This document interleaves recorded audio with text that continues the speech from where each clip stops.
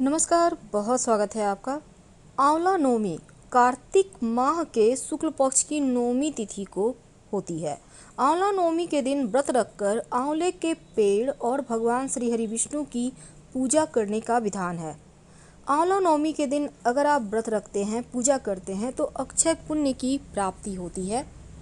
आंवला नवमी का पूजा का शुभ मुहूर्त क्या है, कैसे करेंगे पूजा, चलिए जानते हैं विस्तार से। तो इस बार आंवला नवमी का पर्व 21 नवंबर मंगलवार को सुबह 3:16 पर नवमी तिथि का आरंभ हो रहा है और नवमी तिथि का समापन 22 नवंबर बुधवार की सुबह 1:09 पर होगा। तो 21 नवंबर को उदया तिथि है, इसलिए 21 नवंबर को ही आंवला नवमी का पर्व मनाया जाएगा। शुभ मुहूर्त क्या है पूजा का? 21 नवंबर को आंवला नवमी की पूजा का शुभ मुहूर्त सुबह 6:48 से दोपहर 12:07 तक का है। इस दिन पूजा के लिए 5 घंटे से ज़्यादा का समय प्राप्त होगा। शुभ मुहूर्त या अभिजीत मुहूर्त दिन में 11:46 से दोपहर 12:28 तक का है, क्योंकि इस दिन आंवले के पेड़ का पूजा करने का और आंवला खाने का भी विधान है। और इस दिन नहाने के पानी में आंवले के पत्ते या आंवला सूखा हुआ भी है तो उसको डालकर नहाने का विधान है।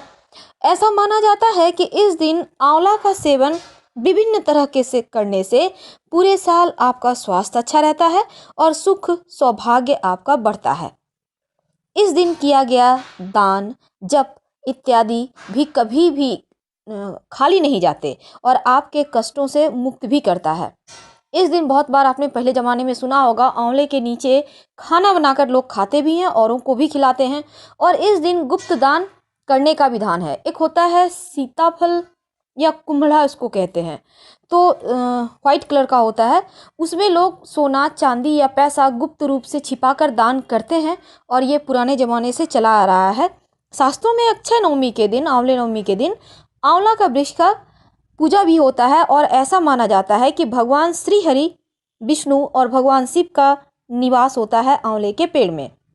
इस दिन वृक्ष के नीचे भोजन करने से सभी रोगों का नाश हो जाता है।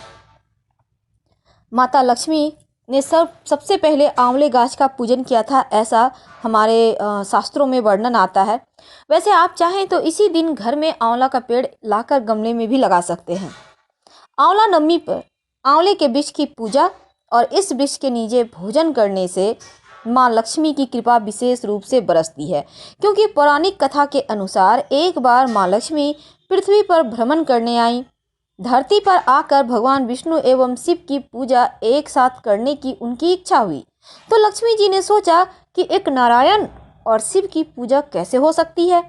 तभी उन्हें ध्यान आया कि श्री हरि की प्रिय तुलसी और शिव स्वरूप बेल के गुण एक साथ आंवले के वृक्ष में होते हैं और आंवले के वृक्ष को भगवान विष्णु और शिव का प्रतीक चिन्ह मानकर माँ लक्ष्मी ने आंवले के वृक्ष की पूजा की।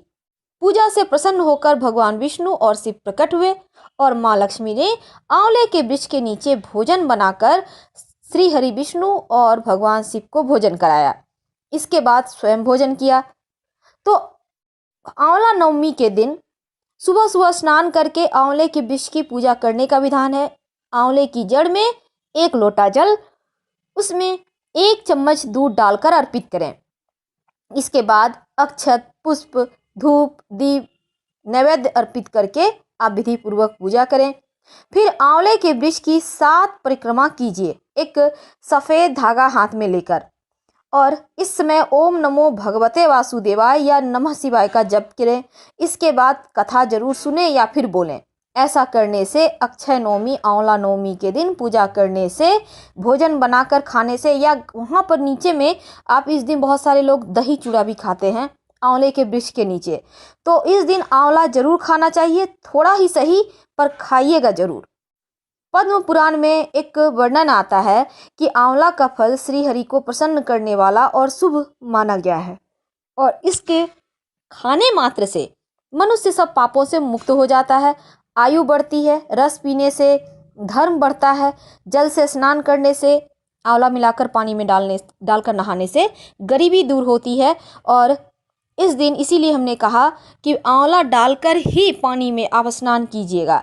आंवले का दर्शन करने से, छूने से आपका नाम यश बढ़ता है। यहाँ तक कि आंवला का शब्द आंवला ऐसा बोलने से भी श्री हरि की कृपा आप पर बरसती है।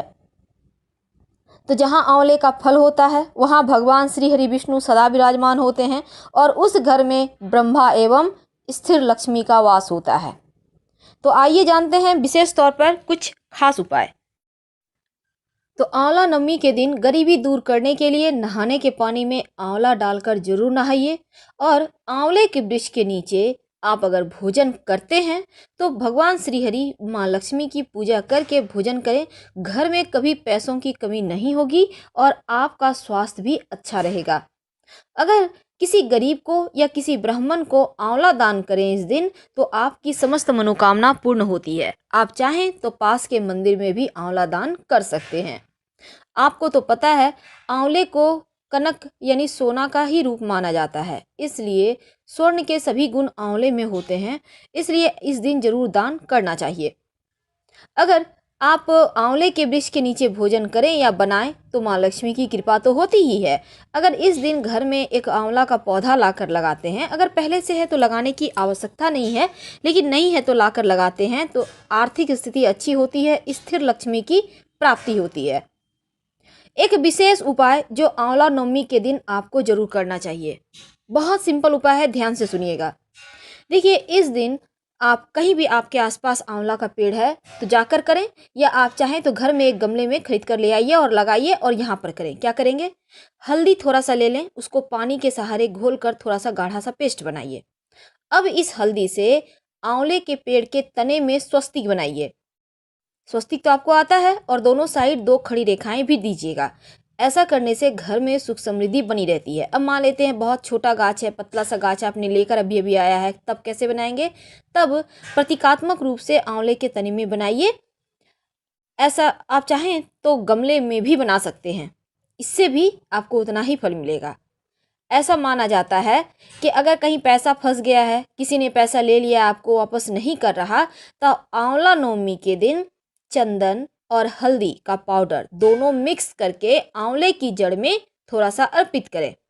फंसा हुआ रुका हुआ धन आ जाता है और बरकत होती है, माँ लक्ष्मी की कृपा भी बरसती है। तो आंवले नवमी के दिन नहाते समय आपको पानी जरूर डालना है। ये खास उपाय याद रखिएगा, हम बार बार रिपीट कर रहे हैं क्योंकि बहुत बार क्या होता है आप भूल जाते हैं। तो इस दिन आप धन की चाहत है तो आंवले के पेड़ में लाल रंग का धागा जरूर बांधिए, इससे सारी मनोकामनाएं पूर्ण हो जाती है। तो आंवले की पूजा करने से, आंवले का वृक्ष का पूजा करने से जीवन में कभी भी अन्न धन की कमी नहीं होती।